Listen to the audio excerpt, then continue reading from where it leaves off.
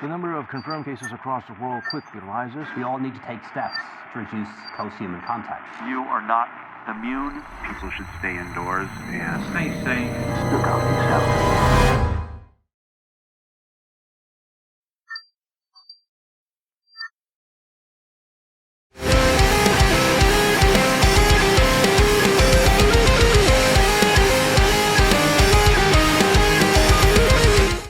Hey guys, what's up? This is section number 2 of chapter number 1. And so now we're moving into this very interesting polyrhythmic section. And for this one, I had help, you could say, because, as I said before, the music that we're hearing, that we're working with in this whole course is provided by the band Thunder and Lightning. And I was substituting for their old guitar player, Fabrizio, or their former guitar player. And he recorded something on the recorded version of the song that I thought was a very good choice in the guitar solo. So I just kept that idea. And it's a polyrhythmic idea. And I'll tell you how that comes about.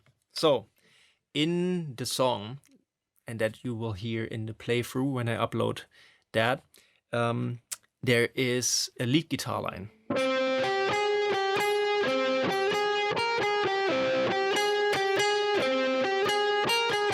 That happens every time the chorus comes. Very catchy. And so what Fabrizio did in this guitar solo is that he's bringing back this lead guitar line in a very interesting form. And this is something that I can only encourage you guys to do consciously, because if you find ways to bring together the song and the melodic material in the song with your guitar solo, all the better. Right? Because there's nothing worse than having a guitar solo in the song that just sounds random, that has nothing to do with the melody and the arrangement and the vibe of the tune. That just, that just doesn't really make any musical sense to me. Like, imagine Yngwie Malmsteen at his most Yngwie playing over a Michael Jackson track. That just would probably not work at all. And in this case, bringing back this original melody just provides the glue between guitar solo and the song itself. And what Fabrizio is doing is he is shortening the phrase to, right? So it's D, 7th fret on the G string, then A, 10th fret on the B string, and B flat, 11th fret on the B string, and back to A. That's it. And basically, this little phrase here has the length of 6 8 notes. So it's 1 2 3 1 2 3 1 2 3 1 2 3 1 2 3 1 2 3 1 2 3 1 2 3 1 2 3 1 2 3. Now, the basic rhythm and tempo of the song itself doesn't change. So it's all still in 4/4 underneath the guitar solo. So what happens now is that we play this 6/8 thing, and since we don't use any pauses at this point, we are basically creating a 6/8 polyrhythm against the 4/4 that is happening underneath it. And that means that, one, we create rhythmic tension, because now every time this phrase comes back, it starts on a different place in the 4/4 beat. And second thing that we are creating is also a bit of anticipation, because as the listener, you're waiting for the point when this rhythmic tension is going to be released. So since we have a 4-bar phrase of 4/4 in the track, and then the alignment where both the 4/4 and the 6/8/3/4 come together on the downbeat on the 1 of a bar, that happens in bar number 4. I hope that explanation did make sense to you guys. So now either we could start the whole cycle again and keep repeating the 6/8 starting from bar number 4. Then we would create more and longer rhythmic tension. Or, and this is what Fabrizio chose to do, we will insert something else in bar number 4 to fill out the 4-bar phrase. So I guess it makes more sense if you play it than if you explain it. So here we have the 6/8, which will repeat 4 times.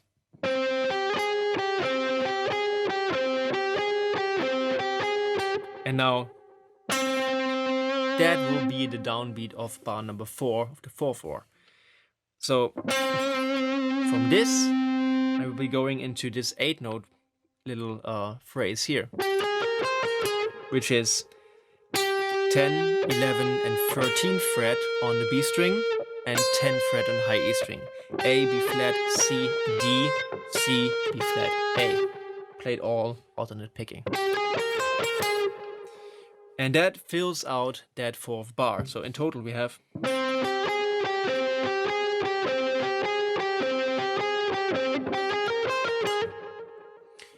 right? So that is what Fabrizio did. And in the original, he repeated that exactly or verbatim one more time. And I thought that I would not repeat it exactly. I would use the same idea, but I would do a little variation on it. And like I always try to do, I will try to create little ways of increasing the tension to help move things along the way I want them to. And in this case, I did 2 different things on the repeat. The first thing I did is to move the root note of this little phrase from D to E to F. So we have D, D one more time, E, F, makes 4 times. So the way we play that is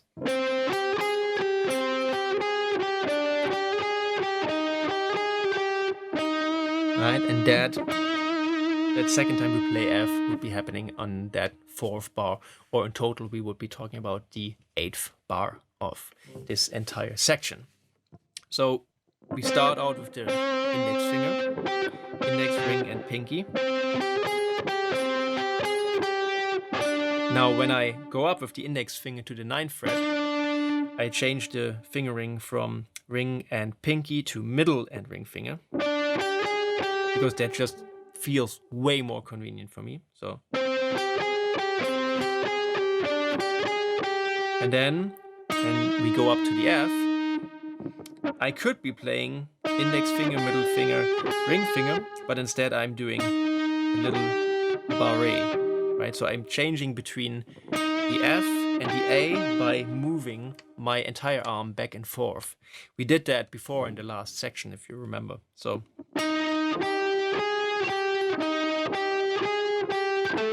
Sorry. And then the other thing I'm doing to increase the tension, to have another little plateau of intensity thrown in, is that I will take this original ending, and instead of playing it again in 8 notes, I will be playing it in 8-note triplets. So that is a very small change.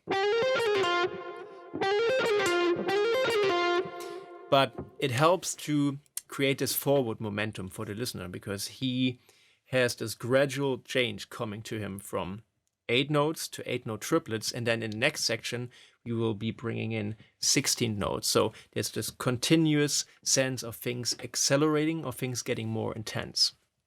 So there's nothing wrong with just jumping through these different subdivisions. You can totally go from half notes to 32nd notes to quarter note triplets if you want to. It's not a bad thing, but it's just a different aesthetic. You can create a sense of chaos and unpredictability, and sometimes that's great.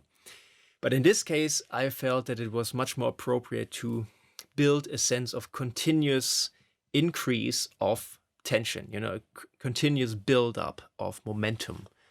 And when you're trying to do that, building little increases of subdivisions and going from 8 notes to, say, 8-note triplets like we're doing here to 16 notes in these little incremental steps makes much more sense for me. And vice versa, you can reverse the order. You can go from 16 notes to 8-note triplets to 8 notes, to decrease the amount of information just as well. So the way we are playing this is by picking the first note, the A, hammering on the 11th and 13th fret, and then my personal way of doing this is to middle finger pluck this D note on the high E string. So downstroke, hammer on, and then pluck. And then when I go back down to the B string, it's another downstroke. Pull off, and then we land on the G for the beginning of the next section here on the G string, the 12th fret.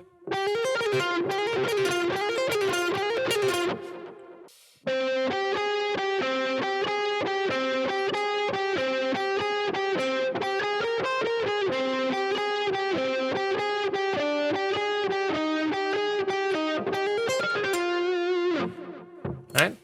So hopefully all of these concepts make sense to you guys, and I'll be seeing you tomorrow in the next section. Happy practicing.